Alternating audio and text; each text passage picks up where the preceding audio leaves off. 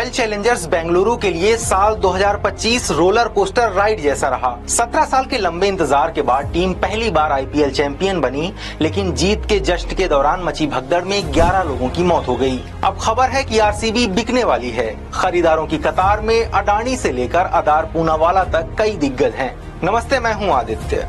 आखिर क्यों बिक रही है आरसीबी? कौन हो सकता है नया मालिक और डील से मौजूदा खिलाड़ियों पर क्या असर पड़ेगा, जानेंगे आज के एक्सप्लेनर में।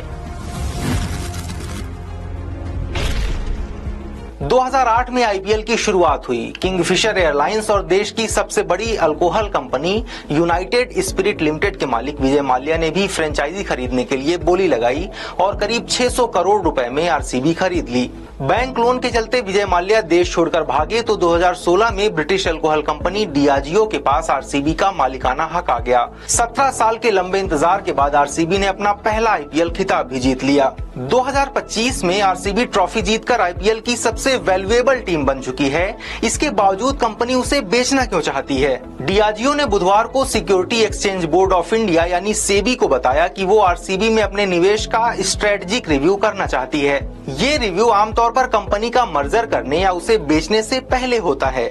आरसीबी को बेचने के पीछे 3 तरह के कयास लगाए जा रहे हैं। पहला, डियाजियो एक अल्कोहलिक ड्रिंक बनाने वाली कंपनी है। स्पोर्ट्स से सीधे तौर पर उसका कोई लेना देना नहीं है। दूसरा, 2025-26 की पहली तिमाही में सेल 2.2% घटी है।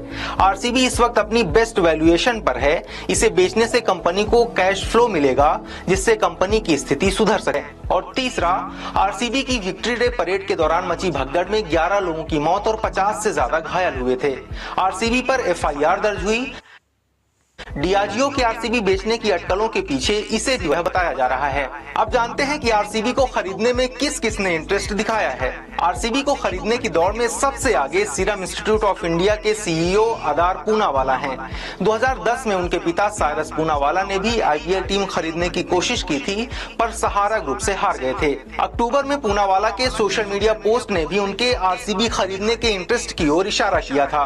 उन्होंने लिखा था कि सही मूल्यांकन में आरसीबी एक बेहतरीन टीम है। मीडिया रिपोर्ट्स के मुताबिक आरसीबी खरीदने की दौड़ में दूसरा बड़ा नाम अडानी ग्रुप का है। उन्होंने 2021 में गुजरात टाइटंस पर 5100 करोड़ की बोली लगाई थी, लेकिन हार गए थे।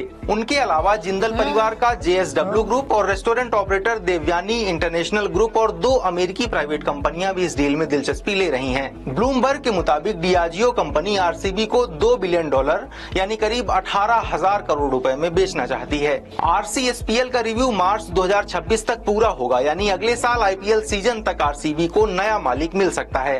अब आखिर में जानिए कोहली जैसे आरसीबी के खिलाड़ियों का क्या होगा। एक्सपर्ट्स के मुताबिक मालिक बदलने से खिलाड़ियों पर असर नहीं पड़ेगा, क्योंकि उनका कॉन्ट्रैक्ट बीसीसीआई के तहत होता है। पर नया मालिक टीम का ब्रांड और कल्चर जरूर बदल सकता है। इसलिए टीम में कोहली तो रह सकते हैं, लेकिन आरसीबी शायद पहले जैसी ना रहे। आईपीएल के इतिहास में पहले भी फ्रेंचाइजी के मालिक बदले गए हैं। टीमों के नाम और रीब्रांडिंग भी हुई है। हो सकता है नए मालिक के साथ आरसीबी की भी नई कहानी लिखी जाए। आज के